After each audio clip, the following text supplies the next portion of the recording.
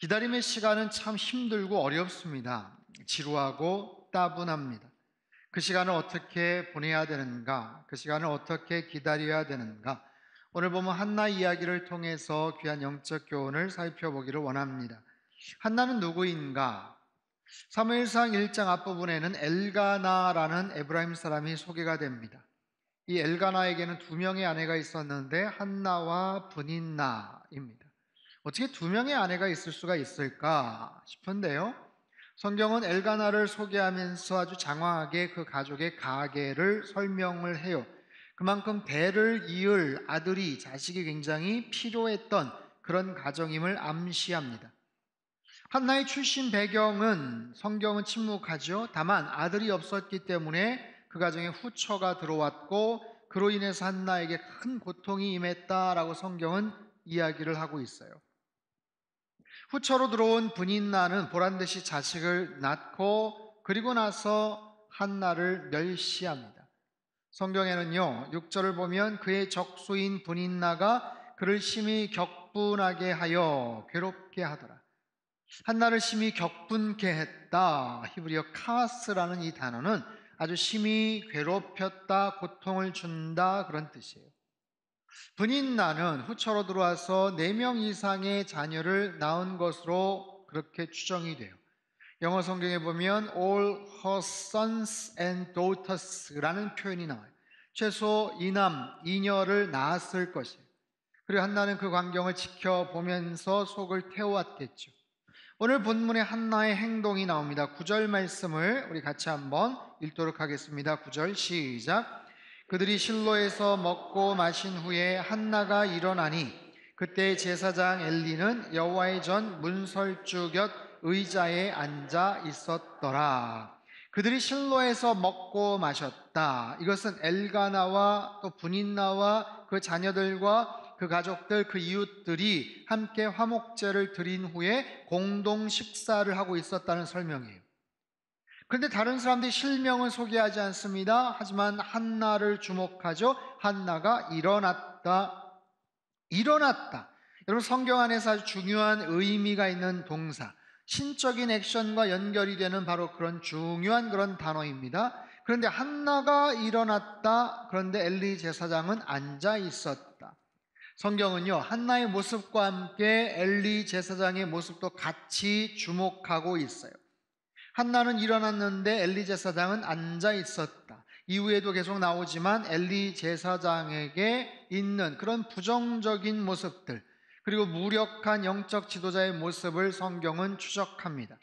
어찌되었든 한나는 일어났고 그리고 아주 의미 있는 행동을 하게 되어 10절 말씀 우리 같이 읽죠. 10절 시작.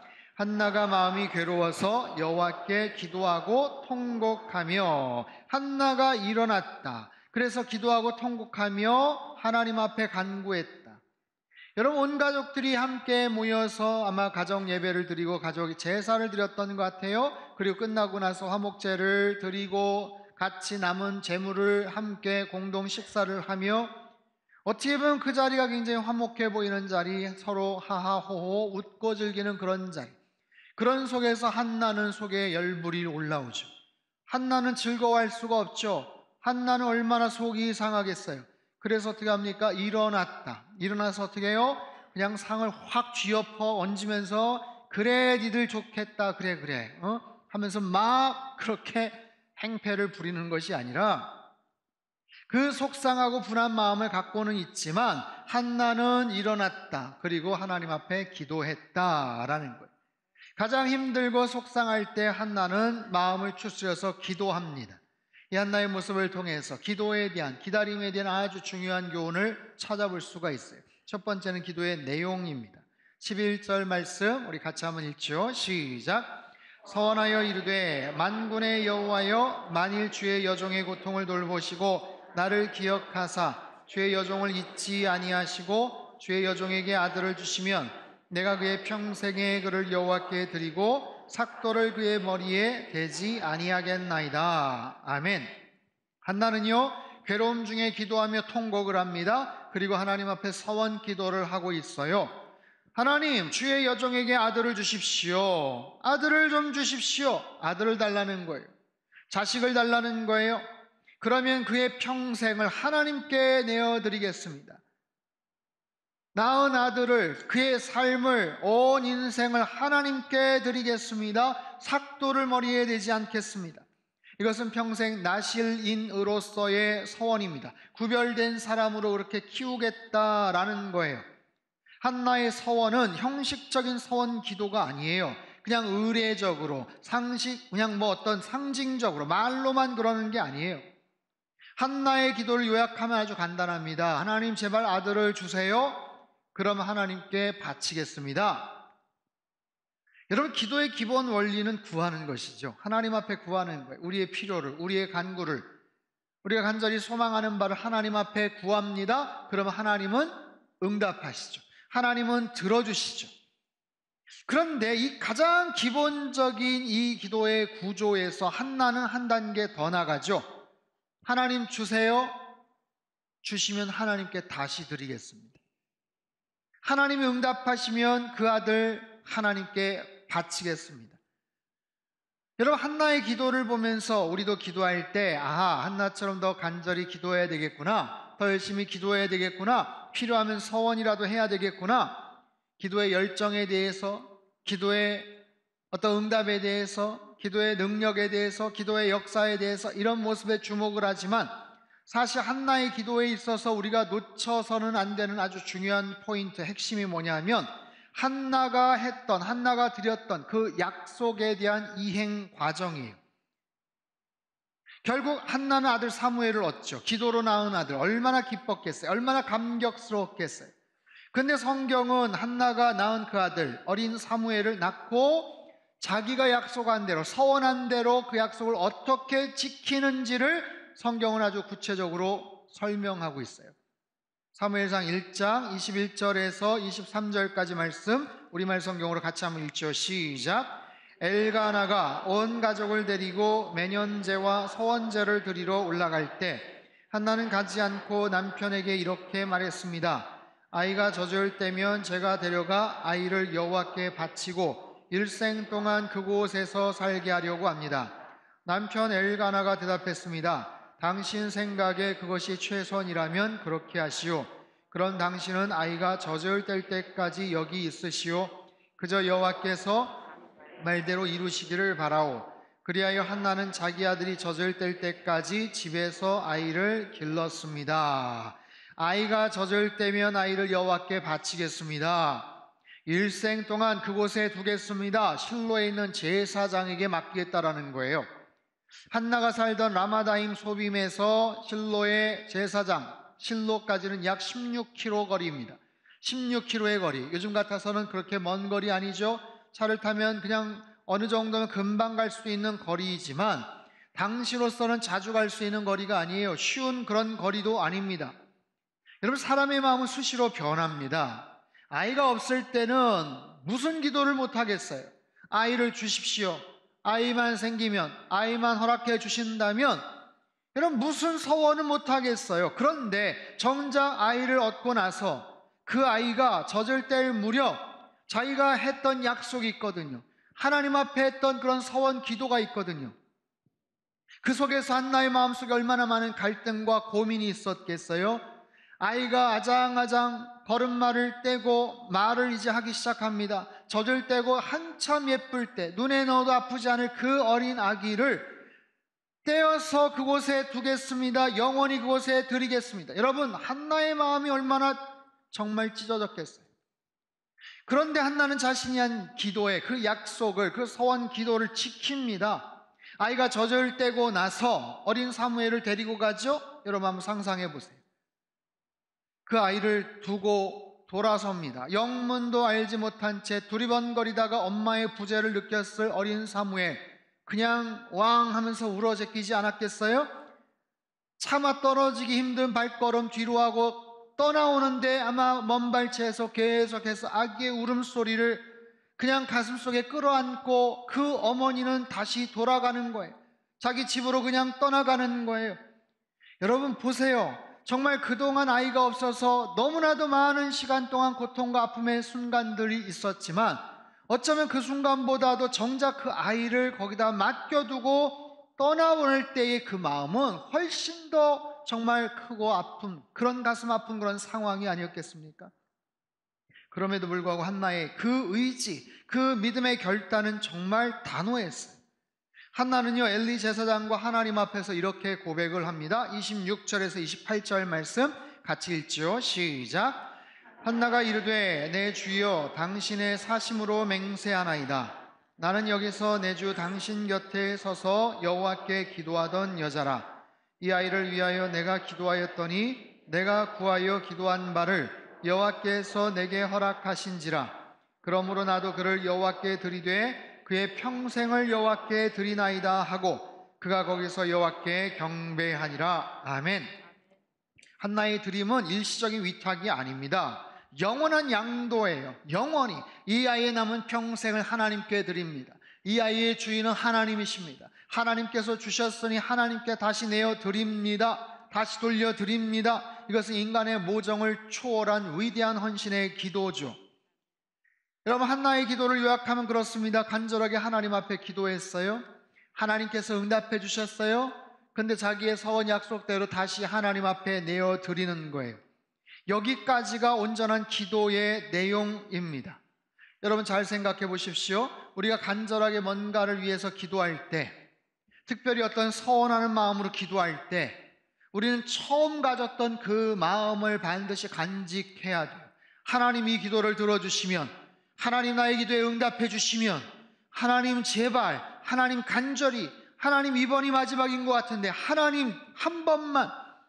여러분, 그 기도할 때의 그 간절한 마음, 하나님 앞에 간곡하게 부탁을 드렸던 그 기도의 마음을 여러분 어떻게 간직하시는가?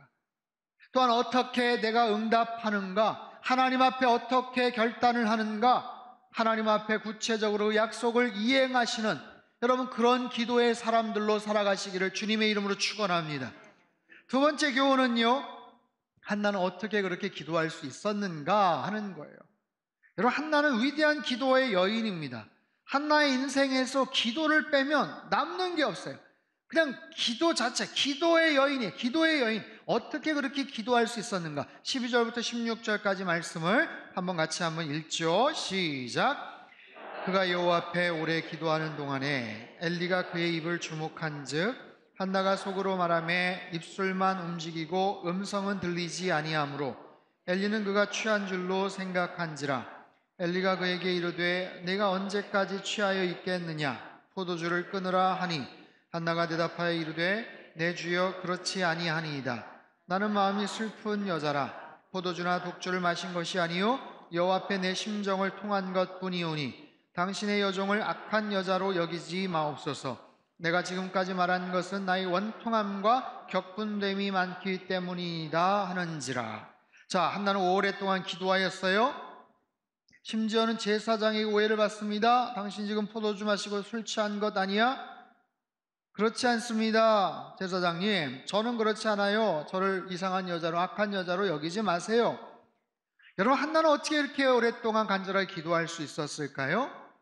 마음속에 속상함, 마음속에 원통함, 억울함, 이런 여러 가지 복합적인 감정들이 가득가득 담겨져 있었죠. 여러분, 우리는 기다림에 대한 이야기를 하고 있어요. 기다림은 사람을 지치게 합니다. 굉장히 힘들게 만들죠. 낙심케 합니다. 그런데요, 이 기다림은요, 우리 기도할 수 있는 이유를 제공을 해요. 한나의 말처럼 원통함과 격분됨이 많았기 때문에 더 오래, 더 간절하게 기도할 수 있었다라는 거예요.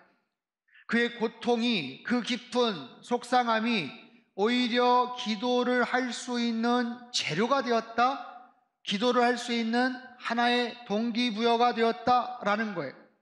여러분, 힘들고 어려운 우리의 상황이, 굉장히 벅찬 지루한 기다림의 그 상황이 오히려 기도할 수 있는 힘을 제공할 수 있다는 사실이 이해가 되십니까? 물론 너무나도 지치고 힘들어서 오히려 기도할 힘이 없는 경우도 있어요. 너무 지치고 너무 힘들어서. 근데 반대로 내가 처한 그런 상황이 정말 기도하지 않으면 견딜 수 없는 그런 상황들도 있죠. 여러분, 잘 기억하세요. 간절한 소망에 대한 기다림이 있어요. 그런데 그 기다림을 가장 잘할 수 있는 방법이 바로 기도다라는 거예요. 그 기다림의 시간을 가장 잘 버틸 수 있는 방법이 바로 기도하는 시간이다라는 거예요. 여러분, 성경에 기다림에 대한 굉장히 많은 이야기들이 나옵니다. 우리에게 기다림에 대한 엄청나게 많은 여러 가지 메시지들이 있는데요, 다양한 그런 교훈들이 있지만 아주 중요한 핵심적인 메시지는 기다림의 시간은 기도하라는 그런 시간이에요. 기다림의 사인은 기도하라는 사인이에요. 한번 따라해 볼까요? 기다리라는 사인은 기도하라는 사인입니다. 기도하라는 거예요. 좀 더 기다려라. 좀 더 기도하라. 여러분, 그런 상황에서는 기다림이나 기도나 이게 혼용이 되어서 사용이 될 때도 있어요.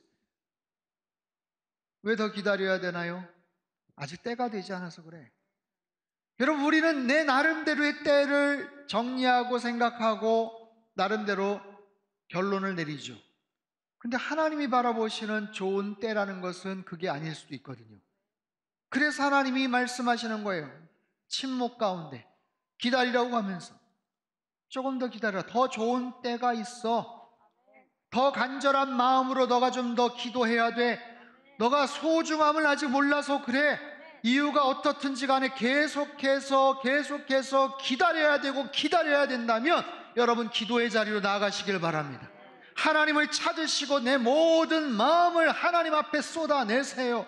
한나의 마음에 얼마나 많은 속상함이 있었겠어요. 말하잖아요. 내 마음에 원통함이 있습니다. 분노가 있습니다. 여러분, 분인나로 인해서 얼마나 속이 뒤집어지겠어요.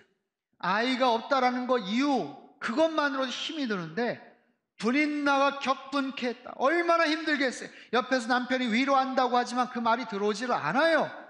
이런 막장 드라마 같은 상황에서 한나는 하지만 기도하면서 기다리는 거예요. 그런데 여러분 보세요. 한나만 기다리는 게 아니에요. 여러분, 이 상황 속에서 기다렸던 분은 한나만이 아니라 하나님도 기다리고 계셨어요. 그 상황을 통해서 하나님도 기다리셨어요. 무엇을? 위대한 하나님, 사람의 탄생을 하나님도 기다리셨어요. 여러분 보십시오. 흑암의 시대 속에서 하나님의 위대한 일을 감당할 수 있는 한 사람을 하나님은 찾고 계세요. 사무엘은요, 사사시대 왕정시대의 가교를 잇는 정말 위대한 역사를 이루게 됩니다. 왕이요 선지자요 제사장의 역할을 온전히 감당했던 그런 사람이에요.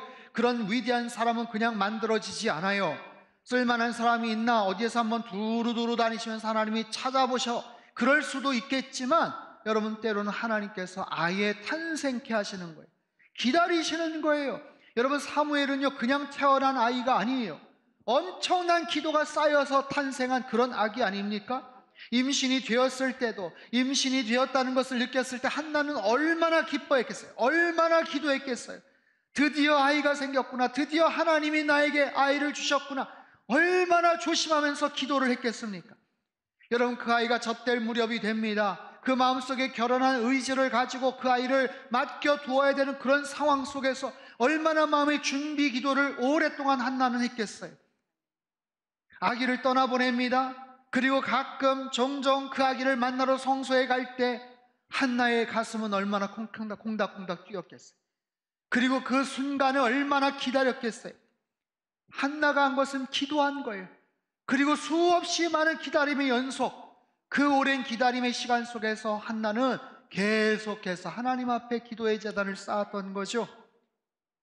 사랑하는 성도 여러분, 우리 인생에도 기다림의 시간들이 있어요.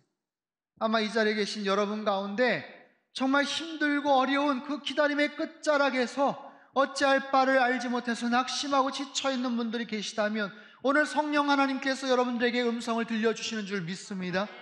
여러분, 그 기다림은 참으로 힘들어요. 너무나도 고통스러워요. 답답하고 불편하고 짜증이 납니다. 하지만 그럼에도 기다려야 되는 거예요. 당장의 결과를 알고 싶지만, 당장에 원하는 것을 얻고 싶지만, 그럼에도 하나님께서는 우리가 더 기도하기를 원하세요.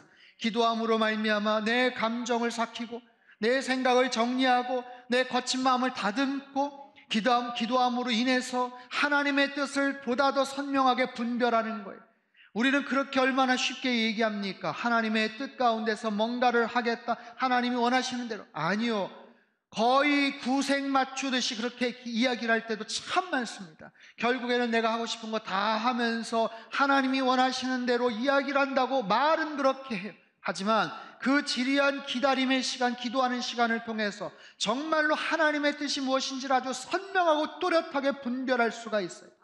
그리고 그 기도함으로 말미암아 황폐해지고 속상할 수 있는 그 엄청난 기다림의 그 시간을 아름답게 만들어가는 거예요. 힘든 시간들을 잘 참고 견디는 거예요. 그러면서 내 스스로가 한나와 같이 기도의 사람으로 변화가 되는 거예요. 사랑하는 성도 여러분, 힘들고 어려운 이 시간들 기도하면서 기다리시고 놀라운 하나님의 응답과 열매들을 여러분 다 경험하는 은총이 함께 하시기를 바랍니다. 세 번째 교훈은요, 기도에 대한 응답입니다. 17절 18절 말씀 같이 읽죠. 시작. 엘리가 대답하여 이르되 평안히 가라. 이스라엘의 하나님이 내가 기도하여 구한 것을 허락하시기를 원하노라 하니 이르되 당신의 여종이 당신께 은혜 입기를 원하나이다 하고 가서 먹고 얼굴에 다시는 근심빛이 없더라. 제사장 엘리가 한나의 말을 듣고 약속의 말씀을 선포합니다. 평안히 가라. 평안히 가라. 이스라엘 하나님이 네가 기도하여 구한 것을 허락하시길 원한다. 여러분, 이 말씀 평안히 가라, 어떻게 보면 그렇게 대단해 보이는 말씀 같지도 않아요. 특별히 엘리 제사장의 좀 부족하고 뭔가 신뢰가 가지 않는 그런 모습들까지 우리가 감안을 한다면 그 말이 뭐 그렇게 큰 위로가 되었을까 싶은데 그 말이 한나의 마음속에 확 하나님의 약속의 말씀으로 새겨져 버렸어요. 그리고 놀랍게도 얼굴에 다시는 근심빛이 없었다. 다시는 얼굴에 근심빛이 없었다. 여러분, 기도의 응답은 어느 날 배가 이상하고 어느 날 좀 열이 나고 어느 날 내가 몸에 뭔가 변화가 생기고 임신한 거 아니야? 거기서부터 응답이 된 게 아니라 기도의 응답의 시작은 하나님 말씀이 나의 삶 속의 약속으로 내 마음속에 확 다가올 때부터 기도의 응답이 시작이 되는 거예요. 그러면서 마음에 평안이 임하는 거예요. 위로가 임하는 거예요. 아이가 생기지도 않았는데 벌써 마음에 참된 평강이 임했어요. 기도했던 사람에게 하나님이 주시는 축복입니다. 사랑하는 성도 여러분, 기도를 통해서 여러분 마음 가운데 하늘의 평강이 임하시기를 축원합니다. 기도를 통해서 여러분 얼굴에 근심빛이 사라지게 되기를 바랍니다. 여러분 마음속에 혹시 화가 있습니까? 속상함이 있습니까? 억울한 일이 있습니까? 여러분 기도하십시오. 하염없이 기다려야 되는 상황 속에 있습니까? 더욱더 간절하게 기도하십시오. 그 기다림의 시간 속에서 하나님은 우리를 만나 주실 줄로 믿습니다. 여러분 잘 기억하십시오. 원하는 일이 막힌다고 해서 인간적인 방법을 사용하면 안 되는 거예요. 내가 아무리 원하는 것이 있어도 그럼에도 하나님의 뜻을 여러분 존중하셔야 돼요. 분명한 하나님의 뜻이 무엇인지 간절한 나의 열망과 소망은 있지만 거기서 끝까지 우리는 기다릴 줄 알아야 되고 기도할 수 있어야 돼요. 기도하는 거예요. 기도하고 기다리는 거예요. 기다릴 때 기도하는 거예요. 하나님 앞에 나아가는 거예요. 그러다 보면 설령 원하는 것을 얻지 못할 수도 있습니다. 안타깝지만 얻지 못할 수 있어요. 하나님 허락하시지 않을 수 있어요. 끝까지 하나님 허락하지 않으실 수 있어요. 그러나 충분하게 기도하고 충분하게 기다리면 내가 그렇게 원했던 것을 설령 얻지를 못해도 하나님이 주시는 평강을 얻어요. 하나님이 주시는 하늘의 평강을 얻을 수 있어요. 그리고 하나님께서는 반드시 합력하여서 또 다른 선으로 우리에게 은총을 허락해 주실 줄 믿습니다. 여러분 오늘 본문의 이야기는 해피엔딩으로 끝이 납니다. 하나님은 결국 한나의 기도를 들어주셨어요. 그렇게 간절히 바라던 아들을 주셨고 사무엘을 주셨어요. 그리고 그 아들은 한나의 믿음의 결단을 통해서 위대한 하나님의 사람이 됩니다. 위대한 인생을 살아가요. 기다림의 자세, 기도하며 기다리라. 기도하며 기다리라. 여러분 우리는 기도해야 됩니다. 기도가 필요한 때입니다. 간절한 우리 각자의 소망을 위해서 그 다음 스텝을 위해서, 더 나은 미래를 위해서, 이 땅의 코로나 종식을 위해서, 그리고 이 대림절 세상의 빛으로 이 땅에 오신 모든 만왕의 왕께서 모든 사람들의 메시아로 이 땅에 오신 그 예수님을 만나기 위해서 더 기다리고 기도해야 됩니다. 한나처럼 기도하심으로 놀라운 기도의 응답을 다 받으시고 하나님 앞에 영광과 찬양을 올려드리시는 저와 여러분의 삶이 되시기를 주님의 이름으로 축복합니다.